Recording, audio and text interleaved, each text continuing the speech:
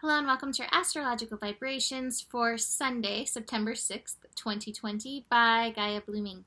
I am Mimi and our energy mantra for today is I listen to myself holistically. And hello, we have a lot of shift going on. So I want to backtrack. I wasn't able to do a video due to crazy Mercury situations. I was stuck in traffic for an hour yesterday for driving like 18 miles and it threw everything off. So here I am, and I want to dig into that because, wow, there's a major theme that we've got going on. So we have Mercury having shifted into Libra, 12:46 p.m. on Saturday.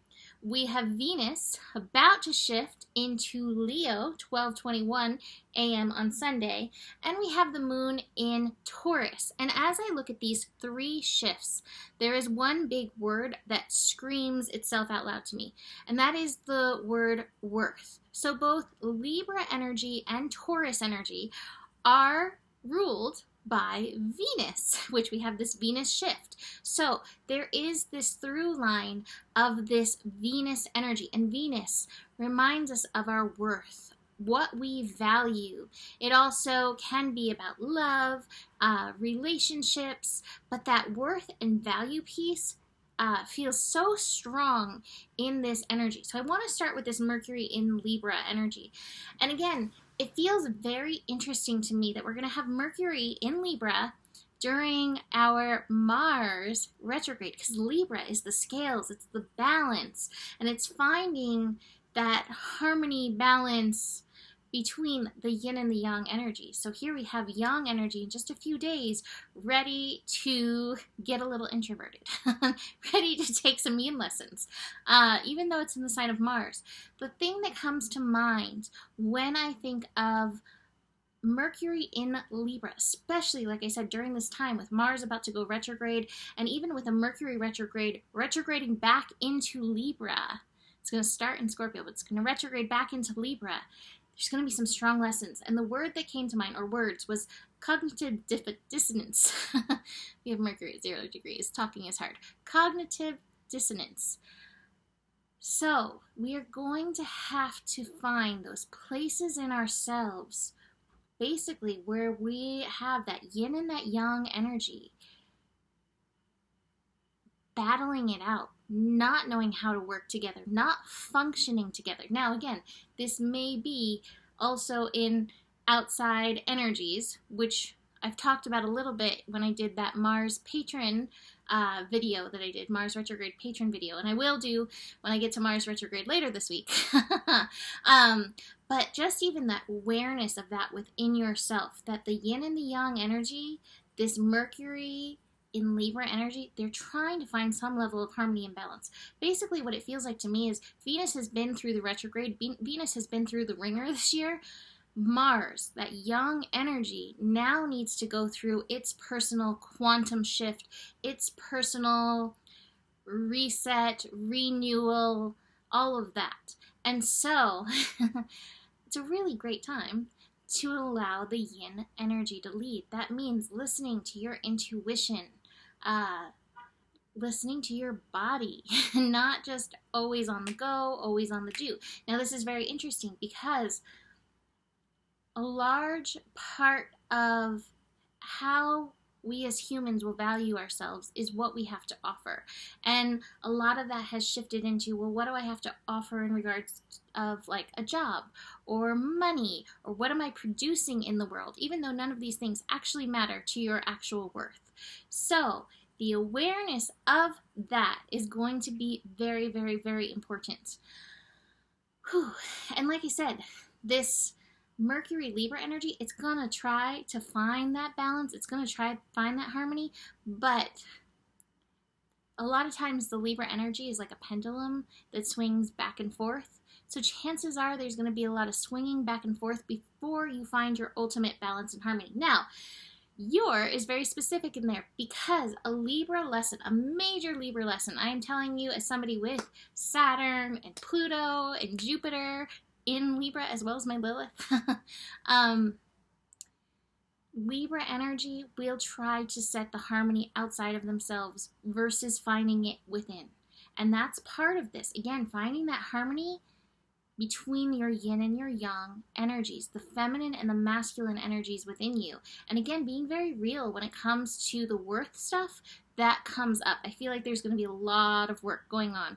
It's not just what you value outside, it is also you realizing the worth of yourself. Now, helping with this is Venus in Leo. Venus in Leo is the queen. She knows it, she owns it. In the highest, best expression of Venus in Leo. As with any sign in Leo, we want to be very aware of ego. And a lot of times, ego can come up, especially to protect wounded things. So where might that be with Venus and Leo? Well, wounded inner child who's had its worth wounded, who's heard negatory things, or that kind of stuff that has sank the battleship, so to speak. So be aware of that. Be aware of maybe overproducing or over dramatizing or over whatever from that place. Mahalo, do not go in my closet. It's like pushing the door open. Like, I want to get snuggly in there. He's had a rough few days. Anyway, back to Venus and Leo. Venus and Leo, honoring the queen, but the queen also honoring that inner child. And again, being aware of where those wounds pop up, especially when we have like some Chiron interactions and the like. Venus and Leo can also, what is the right word? Overcompensate. There we go. Overcompensate for any of that worth stuff by shopping. Venus in Leo loves the pretty things, the shiny things. Venus in Leo wants to adorn herself with all of the pretty and the shiny, and if she doesn't have it, she will go shopping for it. But again, be aware of any overcompensation in that energy. Now, on the other side of Venus in Leo, which I really love, Venus in Leo is a major shot of creativity. So if you're feeling like you need to produce stuff, what and how is your creativity driving you or calling you at this time to produce? What is it that you've had this like urge to fulfill for a while? And again, I feel like Venus will be so dominant during this time with that Mars energy. I feel like those creative functions really may have a chance to flourish in this energy, maybe with less talking out of things. There's one other thing that I wanted to mention that flew in my brain and out. This is the problem of talking while Mercury is at 0 degrees. My brain was like, I will fly away. Venus in Leo. Is there anything else? I know there was something, but creativity, love. Venus in Leo loves love, loves to be in love. So you may find yourself feeling expressive, and that's where I wanted to go. Feeling very expressive with your love energy, and that'll be really beautiful. Again, especially in alignment with Mercury hanging out in Libra. Libra also is like, bring on the relationships, bring on the harmony, let's spout love poems, let's be like Rumi. But where I wanted to go was the expression.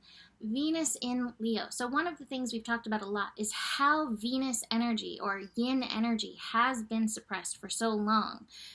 Venus in Leo is so not suppressive. Venus in Leo wants to express and wants to be heard.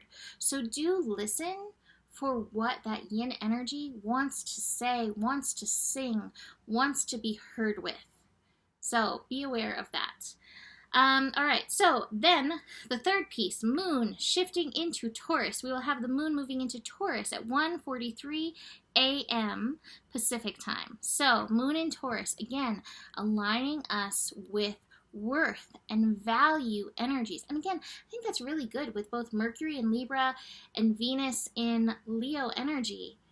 What do you value? What do you love? And how do you feed your attention, your time, your communication into that energy? So be very aware. What do you value? And show that you value it. That's a big part of it. But the flip side of the moon in Taurus is that it can reveal that which is hidden. And so you may have some worth pieces that need to be healed bubbling up with this. It's wonderful. Let's face them. Let's shift that. Let's learn our worth.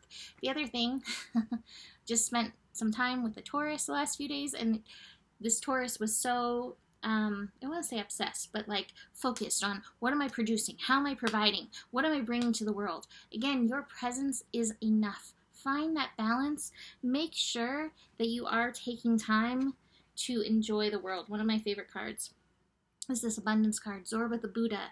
And it's like, yes, take your time in your spiritual world, but also take the time in the physical world, enjoying the sensualities of life. So Zorba the Buddha is encouraging that. And I feel that even on the yin level, this patience card, getting grounded, sinking in, feeling the earth beneath your butt, letting the earth remind you of your worth and your goodness, all of that. Moon in Taurus is going to be squaring Venus. So like I said, hidden worth stuff coming up, or maybe it's not so hidden, but maybe it just needs to be addressed and cried out or felt through, or maybe there's a new level of healing that's coming through. So again, be aware of that popping up, especially with that square. And then Moon conjunct Uranus late in the evening make us a little jittery, a little overthinking-y. Uranus energy is a triggerer. It likes to poke, it likes to prod, it likes to release us from our limitations. So again, be aware of these things coming up. And I want to mention, one of my friends always used to say this, their rejection is God's protection. I was literally thinking that right before this scope, and it just popped up now. Their rejection is God's protection. Do trust that the people who are in your life are the people who are meant to be in your life. Trust in that, all right? So, as we have the Hermit card. Spend some time in your own light. Spend some time with your own counsel. You do have the wisdom within you. Comparison card. Comparison, it's a worth sucker. You know, we're here all as individuals, our own path, our own way of doing things. Honor yourself. Honor that energy. It's important. It's important that you do things your way. Frank Sinatra so agrees with me. I have the stress card. Worth stuff can bring up stress. Excuse me, Grand Trine in, Earth energy can feel heavy. It can feel like, the shoulds are on me. Put down a few of those things. How do you honor yourself in this energy? Sit, tune in. How can you honor yourself in this energy? So that is it for today. Happy shifting. You can book a reading with me. Email me, mimiclark@gmail.com. Besides that, the better it gets, the better it gets. There's more than enough love in the world for you. You have the power, and stay curious. Namaste.